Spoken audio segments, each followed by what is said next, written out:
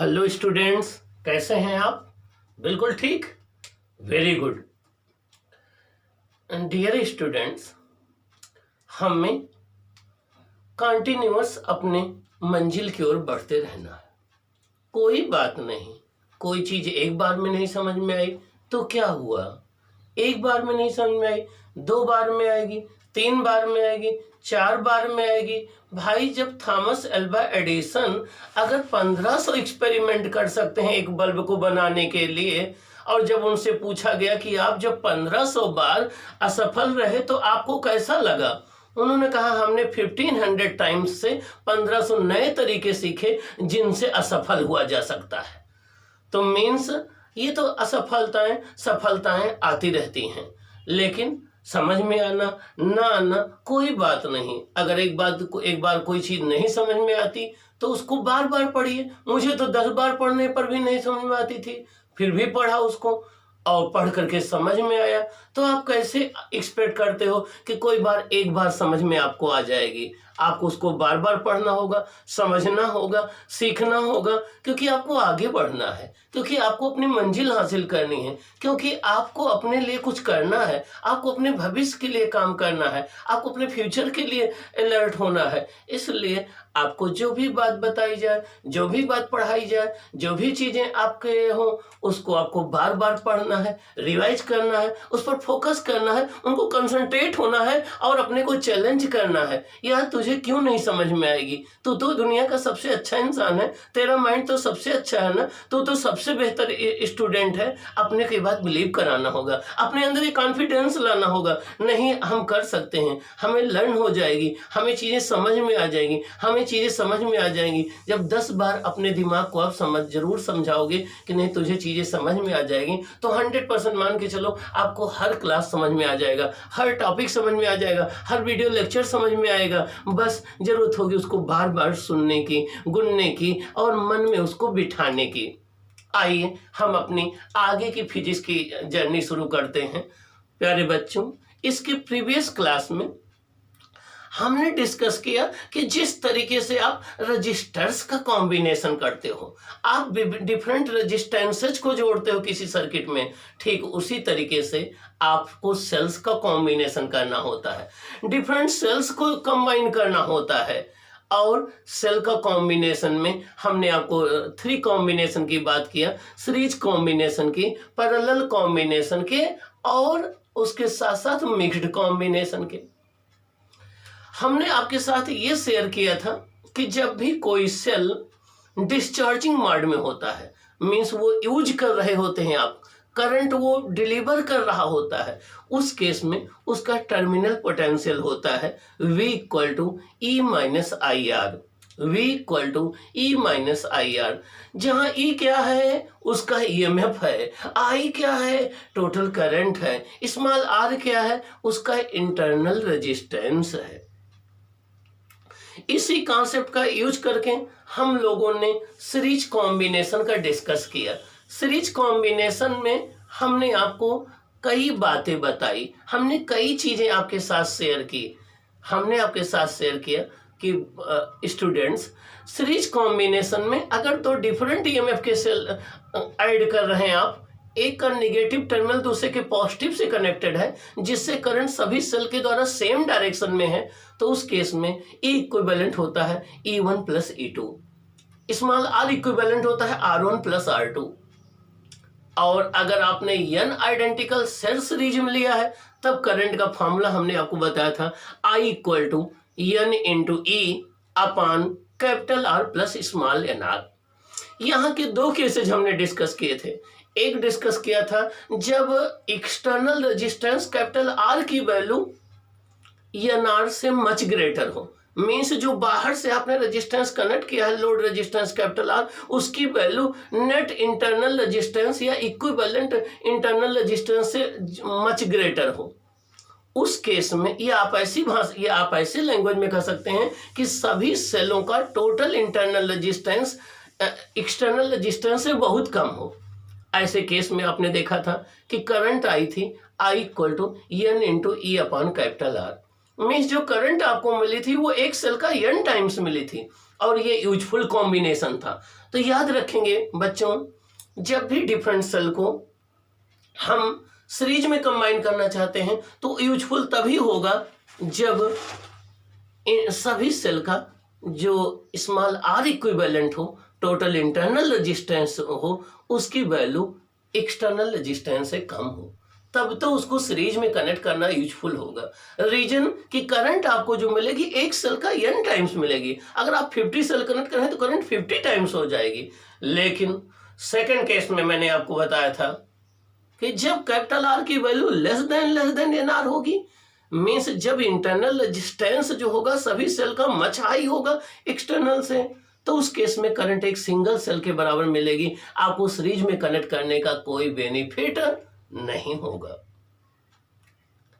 अब हम डिस्कस करेंगे पैरेलल कॉम्बिनेशन की। आइए देखते हैं पैरेलल कॉम्बिनेशन क्या है। यहाँ पर दो केसेस लेंगे, एक हम लेंगे डिफरेंट ईएमएफ के, डिफरेंट इंटरनल रेजिस्टेंस के, एक हम लेंगे सेम ईएमएफ के, सेम इंटरनल रेजिस्टेंस के। आइए हम डिस्कस करते हैं पैरेलल कॉम्बिनेशन क्या है। देखिए फर्स्ट केस हम ले रहे हैं, आज टॉपिक है हमारा parallel combination.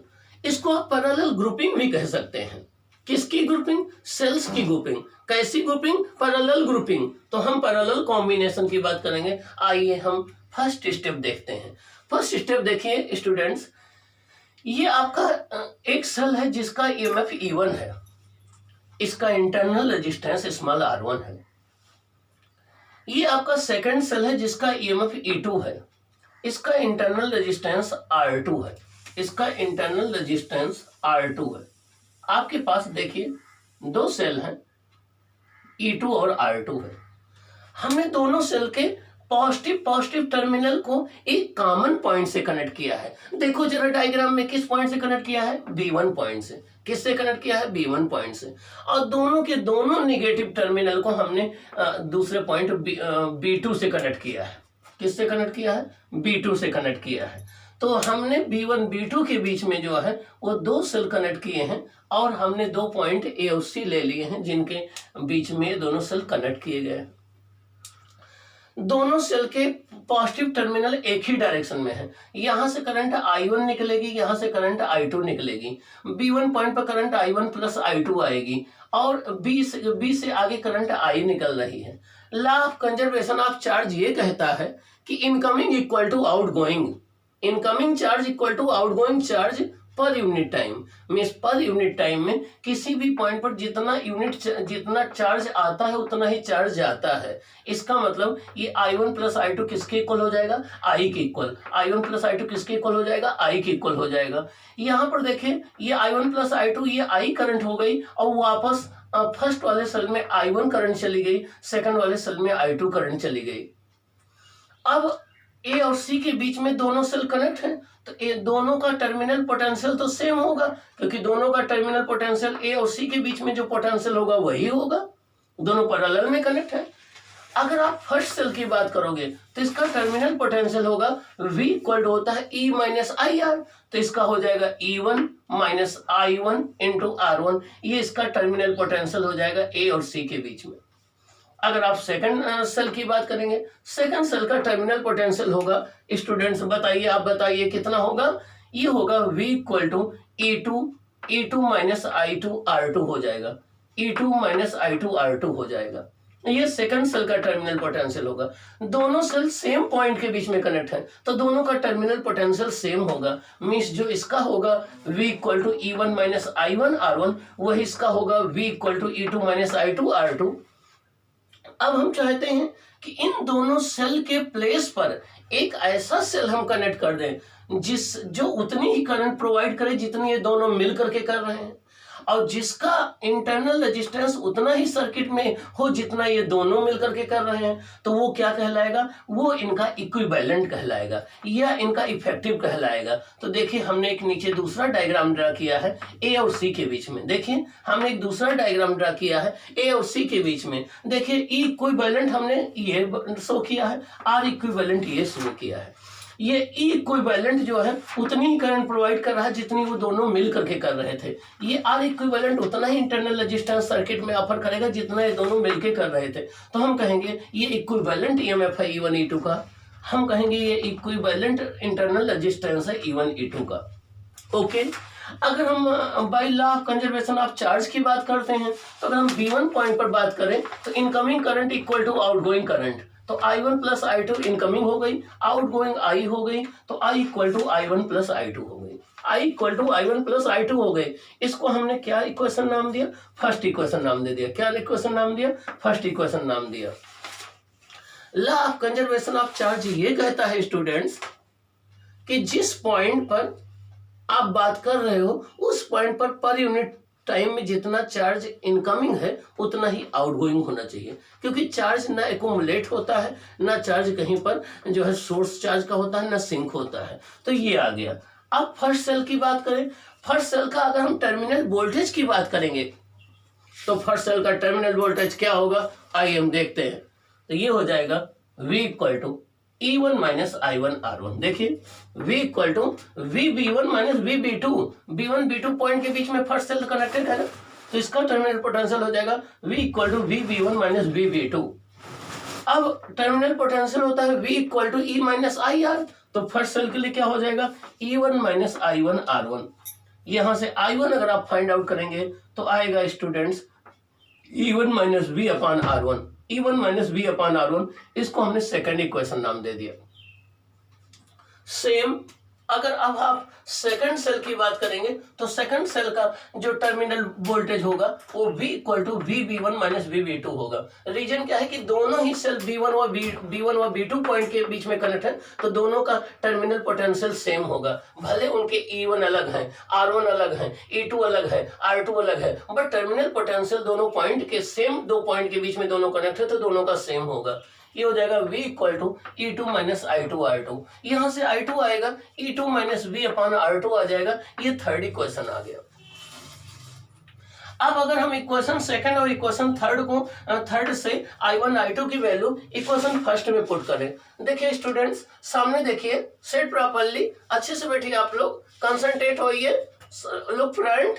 Okay, very good. देखिए बच्चों, तो अगर हम फर्स्ट इक्वेशन में देखिए, यहाँ सेकंड इक्वेशन में I1 की वैल्यू है, ये थर्ड इक्वेशन में I2 की वैल्यू है। इस I1 की वैल्यू यहाँ लाके पुट कर दे, इस I2 की वैल्यू यहाँ लाके पुट कर दे, तब देखिए हमारा इक्वेशन क्या बनेगा, I equal to E1 minus V upon R1। ये तो हमारे I1 की वैल्यू हो गई। देखिए ये हमारे I1 की वैल्यू हो गई, ये I1 हो गई, और E2 minus V upon R2 ये हमारे I2 की वैल्यू हो गई। ओके, तो I इक्वल टू I1 ये हो गया और R2 ये हो गया, I2 ये हो गया। इसको हम क्या राइट कर सकते हैं, E1 minus V upon R1 है तो इसको हम लिख सकते हैं E1 upon R1 minus V upon R1। इसको लिख सकते हैं E2 upon R2 minus V upon R2। तो इसको हमने देखिए क्या किया, E1 अपॉन R1 अलग कर दिया, यहाँ से E2 अपॉन R2 अलग कर लिया, तो ये हमें एक टर्म अलग मिल गया। और यहाँ से माइनस V अपॉन R1, यहाँ से minus V upon R2, minus common ले लिया तो V upon R1 plus V upon R2 आ गया। अब I equal to E1 upon R1 plus E2 upon R2 minus V common ले लें, और V कॉमन हम लेंगे तो ये क्या आ जाएगा, 1 upon R1 plus 1 upon R2 आ जाएगा। लेकिन हमारा पर्पज क्या है, हमें V फाइंड आउट करना है। तो जो फाइंड आउट करना होता है उसको लेफ्ट साइड में लेते हैं, उसको सब्जेक्ट बना लेते हैं। तो ये V को लेफ्ट साइड में ले जाएगी तो हो जाएगा V 1 upon R1 plus 1 upon R2, I आकर के इधर माइनस में हो जाएगा। यहाँ से V हो जाएगा R1 plus R2 upon R1 into R2 equal to E1 upon R1 plus E2 upon R2 minus I हो जाएगा। यहाँ इसको डिवाइड कर दीजिए तो V इक्वल टू आ जाएगा E1 R2 plus E2 R1 upon R1 R2 into R1 R2 upon R1 plus R2। देखिए ये चीज मल्टीप्लाई में चली जाएगी, ये चीज डिवाइड में चली जाएगी, ये चीज यहाँ मल्टीप्लाई में चली गई, ये चीज डिवाइड में चली जाएगी। ये अब यहाँ से आप देखिए R1 R2 कैंसिल हो जाएगा ये, और यहाँ क्या बचेगा, यहाँ बचेगा E1 R2 plus E2 R1 बचेगा, और अपान R1 प्लस R2 बचेगा। यहाँ पे क्या बचेगा, I R1 R2 upon R1 plus R2 बचेगा। तो यहाँ पर जो टर्म होगा वो बचेगा v equal to E1R2 plus E2R1 upon R1 plus R2। यहाँ बचेगा I into R1R2 upon R1 plus R2। अब इसको आगे हम सिंप्लीफाई करते हैं। रीजन क्या है कि हमें फाइंड आउट करना है E इक्विवेलेंट और R इक्विवेलेंट। क्या फाइंड आउट करना है? E equivalent into R equivalent. तो इसको हम आगे स्टेप में अगर हम राइट करते हैं तो देखिए अगले स्टेप में क्या आप राइट करेंगे इसे। बट स्टूडेंट अगर आप इस वाले डायग्राम को देखें इस वाले डायग्राम को देखें तो A और C के बीच में E इक्विवेलेंट ये है, R इक्विवेलेंट ये है। अगर हम इसके लिए राइट करते हैं A और C के बीच में टर्मिनल वोल्टेज तो कैसे राइट करेंगे? V इक्वल टू होता है E माइनस आई आर, तो इसके लिए हो जाएगा E equivalent minus I R equivalent. देखिए हमने राइट किया है V equal to E equivalent minus I R equivalent, ये राइट किया है। अब अभी आपने इसके प्रीवियस वाले क्वेश्चन में देखा था, कैंसिल करने के बाद बचा था V equal to E1R2 means E1 और R2 इस सेल का है, E1R2 प्लस E2R1 मीन्स इसका EMF इसका इंटरनल रेजिस्टेंस प्लस इसका इंटरनल रेजिस्टेंस इसका EMF E1R2 plus E2R1 upon R1 plus R2 minus IR1R2 अपान R1 प्लस R2। देखिए इसको हम इसी इक्वेशन को इस फॉर्मेट में भी हम राइट कर सकते हैं। V equal to E1 upon R1 plus E2 upon R2 minus I1 upon R1 plus 1 upon R2। ये आपका रिजल्ट आ गया। इस रिजल्ट को बड़े ध्यान से देखिए, चाहे आप इसको ये राइट करिए ये राइट करिए। यहाँ पर E1R2 plus E2R1 upon R1 plus R2 है, R1R2 अपान R1 प्लस R2 है। यहाँ पर E1 upon R1 plus E2 upon R2 minus I1 upon R1 1 upon R2 है। इसको सिंप्लीफाई करेंगे तो यही आएगा। ओके, अब हम इसको कंपेयर कर लें, थर्ड इक्वेशन को फोर्थ इक्वेशन से कंपेयर कर लें। देखिए यहाँ पर I का कोफिशिएंट क्या है, देखिए इधर देखिए बच्चों, यहाँ पर I का कोफिशिएंट क्या है, ये है। यहाँ पर I का कोफिशिएंट क्या है, ये है। यहाँ पर E इक्विवेलेंट ये है, यहाँ पर E इक्विवेलेंट ये है। तो अगर हम दोनों को कंपेयर करें तो देखिए क्या सिमिलरिटी मिलेगी, ये मिलेगी। देखिए आप ये मिलेगी। अगर आप दोनों को कंपेयर करेंगे तो आपको कुछ कुछ ऐसा मिलेगा। देखिए कुछ कुछ ऐसा मिलेगा। क्या मिलेगा? E इक्विवेलेंट आ जाएगा E1 upon R1 plus E2 upon R2, या इसको आप सिंप्लीफाइड लैंग्वेज में राइट कर सकते हैं E1R2 प्लस E2 R1 अपान R1 प्लस R2। ये इक्विवेलेंट EMF आ गया कितने सेल का? 2 सेल का। कब? जब वो पैरेलल में कंबाइन हो। ओके, अब और 1 अपान R इक्विवेलेंट, देखिए 1 अपान R इक्विवेलेंट आ गया 1 अपान R1 प्लस 1 अपान R2, या इसको आप राइट कर सकते हैं R इक्विवेलेंट R1 R2 अपान R1 प्लस R2। लेकिन स्टूडेंट्स ये तो 2 सेल्स के लिए रहा। अगर 3 सेल आ गए, 4 सेल आ गए, n सेल आ गए, देन आप क्या करेंगे? बड़ा आसान। देखिए इसको तो आप चुटकी बजाते करेंगे। आइए देखिए, उस केस में हो जाएगा E equivalent equal to summation I equal to 1 to n, summation I equal to 1 to n EI upon RI। Suppose कर लो यहाँ पर 3 सेल हैं, तो क्या आप राइट करेंगे? E1 upon R1 plus E2 upon R2 plus E3 upon R3। Suppose कर लो यहाँ 4 सेल हैं, तो आप राइट करेंगे E1 upon R1 plus E2 upon R2 plus E3 upon R3 plus E4 upon R4। अगर n सेल है तो हो जाएगा summation I equal to 1 to n EI upon RI हो जाएगा, और R इक्विवेलेंट हो जाएगा I equal to 1 to n 1 upon RI हो जाएगा। ये रहा इक्विवेलेंट। ये आपके बोर्ड के लिए इंपॉर्टेंट है, इसका डेरिवेशन भी पूछा जाता है। कंपटीशन में इसके लिए न्यूमेरिकल इंपॉर्टेंट है। तो बोर्ड के लिए आपका डेरिवेशन प्लस न्यूमेरिकल, कंपटीशन के लिए यहाँ से न्यूमेरिकल इंपॉर्टेंट है। आपको बहुत ध्यान से इसको सुनना है। ओके, लेकिन अब क्या होगा? आपने ये नहीं पूछा कि सर आपने यहाँ पर दोनों सेल के पॉजिटिव टर्मिनल को एक ही पॉइंट से कनेक्ट किया है, दोनों के प्लस प्लस एक ही पॉइंट से हैं, दोनों करंट सेम डायरेक्शन में है, निगेटिव निगेटिव एक ही पॉइंट से है। अगर आपके एग्जाम में न्यूमेरिकल आ गया IIT में या नीट में या बोर्ड में या किसी और वैज्ञानिक KBPY में या ओलंपियाड में अगर आ गया कि एक का प्लस, देखिए एक का प्लस दूसरे के माइनस से कनेक्ट कर दिया गया, देखिए ये प्लस टर्मिनल है, ये माइनस टर्मिनल है, अब दोनों करंट अपोजिट डायरेक्शन में है। अब क्या करोगे? कुछ नहीं करना, बिल्कुल डरना नहीं, बिल्कुल टेंशन मत लेना। देखिए इस केस में क्या करेंगे, जिसके जो टर्मिनल निगेटिव है उसके आगे माइनस लग जाएगा। देखिए अभी तक आपका क्या होता था, E1 upon R1 plus E2 upon R2 करते थे, यहाँ प्लस लगाते थे। अब क्या हो जाएगा, देखिए इसका पॉजिटिव टर्मिनल है तो प्लस हो गया, इसका निगेटिव टर्मिनल है तो माइनस हो जाएगा। मान लीजिए इसके आगे एक और सेल कनेक्ट कर दिया जाता, उसका पॉजिटिव टर्मिनल होता तो फिर प्लस आ जाता। तो मीन्स अगर दोनों की अपोजिट पोलरिटी एक दूसरे से कनेक्टेड है तब आपका आ जाएगा इक्विवेलेंट आ जाएगा E1 upon R1 minus E2 upon R2 आ जाएगा, और ये हो जाएगा E1 R2 minus E2 R1 अपान R1 प्लस R2। और याद करने का आपको मैं क्लू बता दूं, सुनो, देखो जो निगेटिव टर्मिनल है उसके आगे माइनस लगा है और रेजिस्टेंस में कोई इफेक्ट नहीं आएगा, R इक्विवेलेंट अब भी रहेगा R1 R2 अपान R1 प्लस R2। तो जब एक सेल का पॉजिटिव दूसरे के निगेटिव से कनेक्ट हो पैरेलल में तब आप ये कॉन्सेप्ट यूज करेंगे। क्या करेंगे, ये कॉन्सेप्ट यूज करेंगे। ओके, ये रहा आपका इक्विवेलेंट ईएमएफ और इक्विवेलेंट रेजिस्टेंस जब टू सेल्स पैरेलल में कंबाइन किए गए।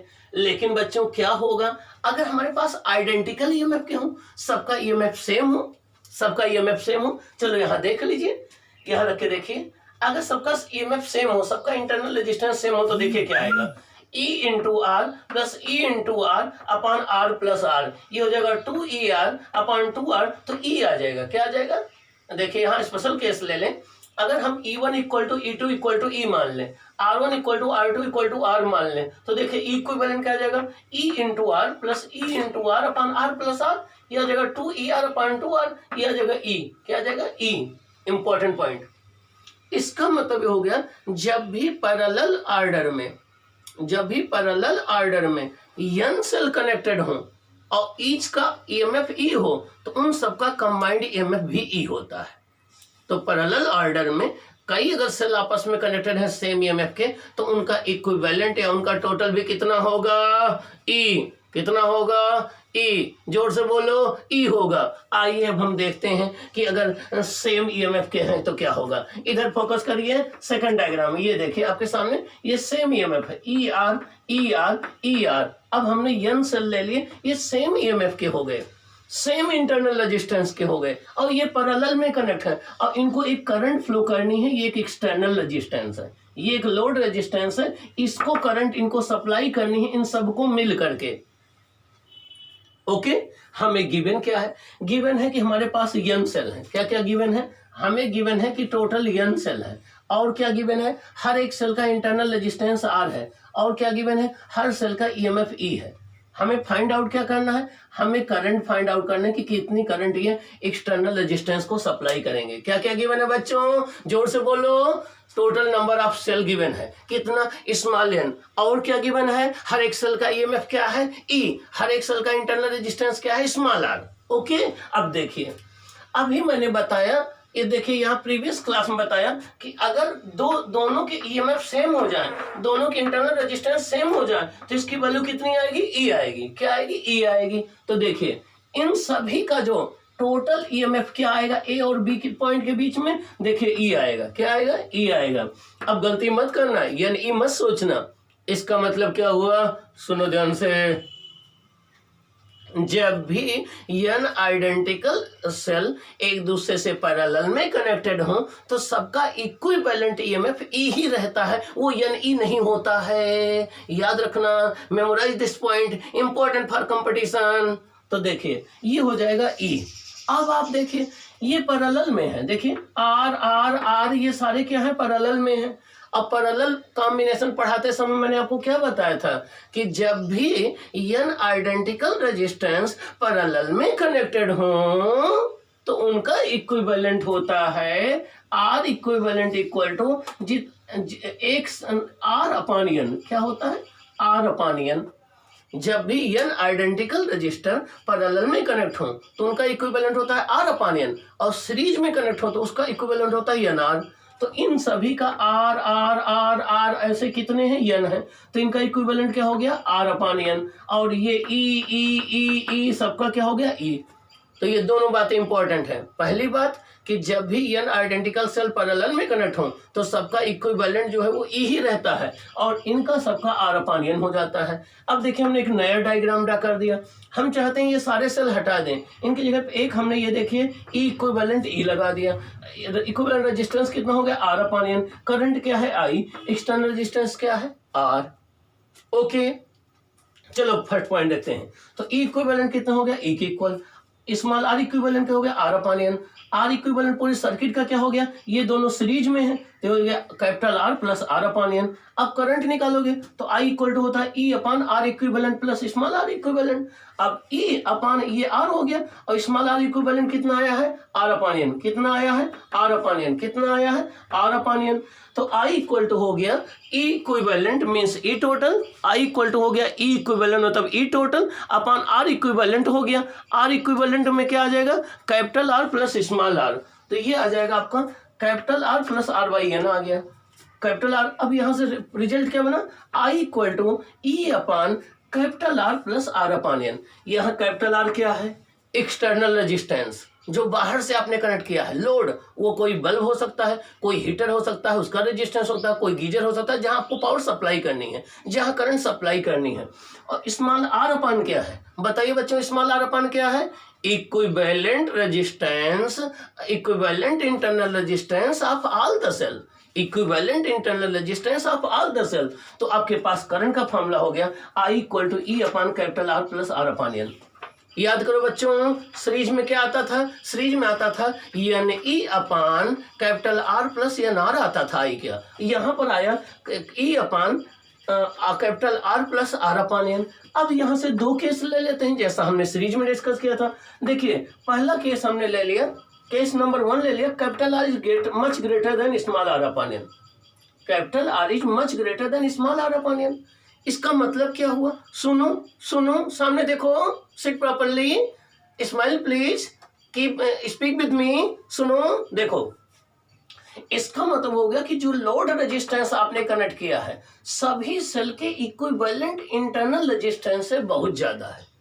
इस केस में देखो करंट कितनी आ रही I equal to E upon R आ रहा ना, I equal to E upon R ना, उतनी करंट जो एक सेल से आ रही है। तो नो यूजफुल, कोई यूजफुल नहीं है।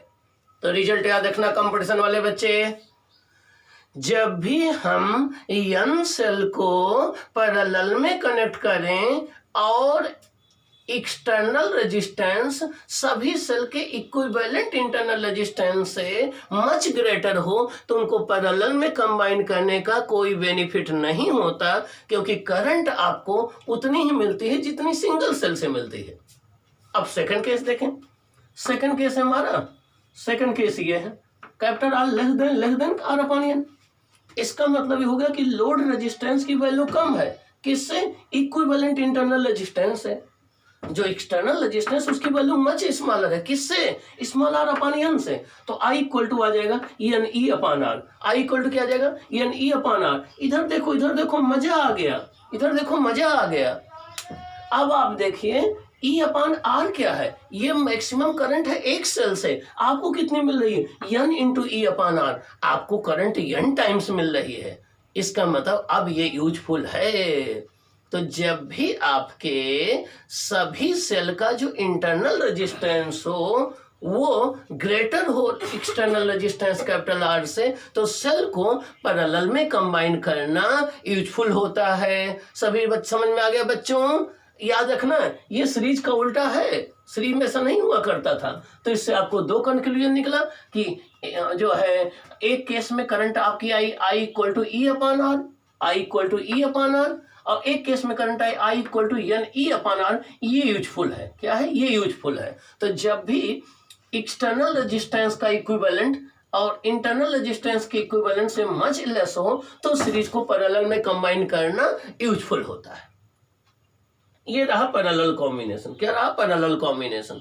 तो आपने सीरीज कॉम्बिनेशन भी सीख लिया, पैरेलल कॉम्बिनेशन भी सीख लिया, दोनों का डिस्कशन सीख लिया। अब इस पर बेस्ड कुछ इंपॉर्टेंट पॉइंट हैं, कुछ केसेज हैं, उनको हम लोग जो है वो डिस्कस करेंगे डिस्कशन में। किसमें? डिस्कशन में। याद रखना है सीरीज कॉम्बिनेशन में कोई भी आपको क्वेश्चन अगर टिपिकल आएगा तो वो ये आपसे पहले देंगे कि पैरेलल कॉम्बिनेशन में या सीरीज कॉम्बिनेशन में जानने के लिए। तो पहले ये आप इन कंडीशंस को अप्लाई करके देख लेंगे कि किसमें ये यूजफुल है, और उस कॉम्बिनेशन की जब बात करेंगे तो अब हम देखते हैं इसके इंपॉर्टेंट पॉइंट का डिस्कशन क्या है, मीन्स कौन कौन सा रिजल्ट हैं जो आपके लिए इंपॉर्टेंट हैं। स्टूडेंट्स, इसके कुछ स्पेशल केस हम डिस्कस कर लेते हैं जो आपके एकेडमिक के लिए, आपके कंपटीशन के लिए, दोनों के लिए इंपॉर्टेंट है। आइए कुछ स्पेशल केस डिस्कस कर लेते हैं। डिस्कशन नंबर 1, ये सबसे इंपॉर्टेंट केस है, इसको जरा आप ध्यान से देखेंगे। देखिए यहाँ पर हमने कितने सेल कनेक्ट किए हैं, 1 2 3 4 5, 1 2 3 4 5 सेल। कितने कनेक्ट किए हैं? 5 सेल। अब जरा ध्यान से देखिए, इसकी करंट इस डायरेक्शन में है, इसकी करंट देखिए लेफ्ट में है, इसकी करंट की डायरेक्शन लेफ्ट है, इसकी करंट की डायरेक्शन लेफ्ट है, देखिए इसके करंट की डायरेक्शन राइट है। देखिए एक सेल ऐसा है जिसके करंट की डायरेक्शन देखिए राइट है, ये सेल आपका रॉन्गली कनेक्टेड है। देखिए बाकी सभी सेल की करंट सेम डायरेक्शन में है, एक का निगेटिव दूसरे के पॉजिटिव से, एक का निगेटिव दूसरे के पॉजिटिव से, एक का निगेटिव दूसरे के पॉजिटिव से कनेक्ट है, लेकिन इस सेल की करंट देखिए अपोजिट डायरेक्शन में है, तो ये सेल रॉन्गली कनेक्टेड है। क्या है? रॉन्गली कनेक्टेड है। तो कितना सेल रॉन्गली कनेक्टेड है? 1। कितना कनेक्टेड है? 1। अब आइए हम देखते हैं ई इक्विवेलेंट कितना होगा। ई इक्विवेलेंट हो जाएगा ये प्लस ई, जिनकी करंट सेम डायरेक्शन में उनको प्लस लेंगे, जिनकी करंट अपोजिट डायरेक्शन उनको माइनस लेंगे। Plus E plus E plus E plus E, इसकी current opposite direction minus E, तो ये minus E plus E cancel हो जाएगा। कितना आएगा? 3। कितना आया? 3 आया ना। इक्विवेलेंट कितना आया? 3 आया ना। रॉन्गली कितना कनेक्टेड था? 1, लेकिन कैंसिल कितना हुआ? 2, तो कितना आया? 3। अब 3 को हम ऐसा लिख सकते हैं ना, 5 - 1 इंटू 2 इंटू ई, 5 में से 2 निकल जाएगा, कितना हो जाएगा? 3। अब आप देखिए टोटल सेल कितने थे? 5, 1 2 3 4। रॉन्गली कितने कनेक्टेड है? 1, लेकिन ईएमएफ कम कितना हुआ? इसका 2 टाइम्स 1 इंटू 2। देखिए इसको हम ऐसा भी तो राइट कर सकते हैं, 5e - 1 इंटू 2e, ऐसा भी राइट कर सकते हैं। तो आप देखिए टोटल नंबर ऑफ सेल कितने थे? 5। कितने रॉन्गली कनेक्टेड थे? 1, लेकिन ईएमएफ कितना कम हुआ? उसका 2 टाइम्स और इंटू ई, तो नेट इक्विवेलेंट ईएमएफ कितना है? 3। इसका मतलब ये हो गया कि जब भी आप n सेल को सीरीज में कनेक्ट करें, जब भी n सेल को सीरीज में कनेक्ट करें और उसमें से small n series wrongly connected हो जाएं, तो जो नेट ईएमएफ बचता है वो बचता है कैपिटल N - 2n इंटू ई। जब भी आप total number of n cell series में कनेक्ट करें, उसमें से small n cell wrongly connect हो जाएं, तो ई इक्विवेलेंट बचता है capital N - 2n into E, capital N - 2n into E, और आर इक्विवेलेंट हो जाता है एन आर। इसमें कोई फर्क नहीं पड़ता, एक सेल का जितना इंटरनल रेजिस्टेंस उसका एन टाइम्स, एन क्या है? Total number of cell. अब करंट क्या आ जाएगी? Capital N total number of cell -2 into number of cell wrongly connected into E upon capital R plus N R. Current हो जाएगी I equal to total number of cell -2 into number of wrongly connected cell into E upon capital R plus N R. ये आपके current का formula हो जाएगा। ये important है आपके आईआईटी मेंस के लिए, नीट के लिए और एकेडमिक के लिए, ये इंपॉर्टेंट है, इस पर आप फोकस करना। नेक्स्ट केस देखिए, अगर आर इक्विवेलेंट को आर के इक्वल ले लें, हम मान लें कि जितना इंटरनल रेजिस्टेंस का इक्विवेलेंट है उतना एक्सटर्नल रेजिस्टेंस के बराबर है, तो देखिए सीरीज में करंट आपकी ये आ जाएगी E/2R या N into E upon capital 2R आ जाएगा, और पैरेलल में जो करंट आ जाएगी वो N इंटू E/2R या E/2R आ जाएगा। तो जब भी small R equivalent equal to capital R हो तो सीरीज में ये करंट आएगी और पैरेलल में ये करंट आ जाएगी। एक बात और, जब डिफरेंट ईएमएफ के सेल हैं तो यहाँ से जो ई इक्विवेलेंट आप निकाल रहे हैं, ये जो ई इक्विवेलेंट निकालेंगे, इसकी जो वैल्यू आएगी ये मिनिमम और मैक्सिमम के बीच में लाई करेगी। जब दो सेल राइट ग्रुपिंग में हो तो E1 + E2 हो जाता है, ये मैक्सिमम ईएमएफ होगा। जब वो रॉन्ग ग्रुपिंग में हो तो E1 - E2 हो जाता है, तो ये जो टर्मिनल पोटेंशियल आएगा इसका, वो आपका ई मिनिमम और ई मैक्सिमम के बीच में लाई करेगा। अगर एक सेल E1 है, एक सेल E2 है, पहले आप उसको राइट ग्रुपिंग कर दो तो ई मैक्सिमम हो जाएगा E1 + E2, फिर उनको राउंड ग्रुपिंग कर दो, ई मिनिमम हो जाएगा E1 माइनस E2। अब अगर आप उनको पैरेलल में कंबाइन करते हैं इस तरीके से, तो जो टर्मिनल पोटेंशियल आएगा V, वो ई मिनिमम और ई मैक्सिमम के बीच में लाई करेगा। नेक्स्ट केस देख लीजिए, ये इंपॉर्टेंट है। आर इक्विवेलेंट, अगर नेट इक्विवेलेंट रेजिस्टेंस या इफेक्टिव इंटरनल रेजिस्टेंस अगर एक्सटर्नल रेजिस्टेंस से कम है, तब तो सीरीज में कनेक्ट करना जो है आपको सेल को यूजफुल रहता है। अगर आपका नेट इंटरनल जो रेजिस्टेंस है या इफेक्टिव इंटरनल रेजिस्टेंस वो एक्सटर्नल रेजिस्टेंस से कम है, तब तो सेल को सीरीज में कनेक्ट करना यूजफुल रहता है। रीजन क्या है कि करंट आपको एक सेल का n गुना मिलती है, और अगर आर इक्विवेलेंट की वैल्यू ग्रेटर है कैपिटल आर से, तो पैरेलल में कनेक्ट करना यूजफुल रहता है। मींस जब इक्विवेलेंट इंटरनल रेजिस्टेंस सभी सेल का कैपिटल आर से ग्रेटर हो, तो पैरेलल में कनेक्ट करना यूजफुल रहता है सेल को, और जब आपका आर इक्विवेलेंट कम हो तो उनको सीरीज में कनेक्ट करना इंपॉर्टेंट होता है। अब ये इंपॉर्टेंट है, इसको बहुत ध्यान देंगे आईआईटी मेंस वाले और नीट वाले और एकेडमिक वाले भी, ये केस इंपॉर्टेंट है। अगर हम दो सेल ले लिए, सपोज कर लो हमने 2 सेल ले लिया, उनको पहले सीरीज में कनेक्ट किया, तो उस केस में करंट देखिए ये आ गई, और जब इन्हीं को हमने पैरेलल में कनेक्ट किया तो करंट हमारी ये आ गई। देखिए हमने 2 सेल ले लिया, उनको सीरीज में कनेक्ट किया, करंट ये आ गई, पैरेलल में कनेक्ट किया, ये आ गई। हमने मान लिया capital R equal to small R है, मीन्स जितना इंटरनल रेजिस्टेंस है उतना ही हमारा लोड रेजिस्टेंस है। तो देखिए IS आ गई 2E/3R, और देखिए IP भी आ गई 2E/3R। देखिए दोनों सेम आ रही हैं, जितना सीरीज में करंट आ रही है उतनी ही पैरेलल में आ रही है। इसका मतलब हो गया कि जितना हर एक सेल का इंटरनल रेजिस्टेंस है, अगर उतना ही लोड रेजिस्टेंस हो, दोनों क्या हो, सेम हो, ये केस देखिए दोनों सेम हो, तो चाहे हम सेल्स को सीरीज में कनेक्ट करें चाहे पैरेलल में कनेक्ट करें, दोनों के केस में हमें करंट सेम मिलेगी। जब भी एक्सटर्नल रेजिस्टेंस कैपिटल आर की वैल्यू इंटरनल रेजिस्टेंस के बराबर हो, तो चाहे हम n सेल को सीरीज में कनेक्ट करें चाहे पैरेलल में कनेक्ट करें, दोनों के केस में हमें सेम करंट मिलती है। ये इंपॉर्टेंट है, याद रखना। ओके, इस तरीके से ये हमारा सीरीज और पैरेलल कॉम्बिनेशन का डिस्कशन हो गया। अब हम मिक्स्ड कॉम्बिनेशन नेक्स्ट क्लास में डिस्कस करते हैं। Okay students.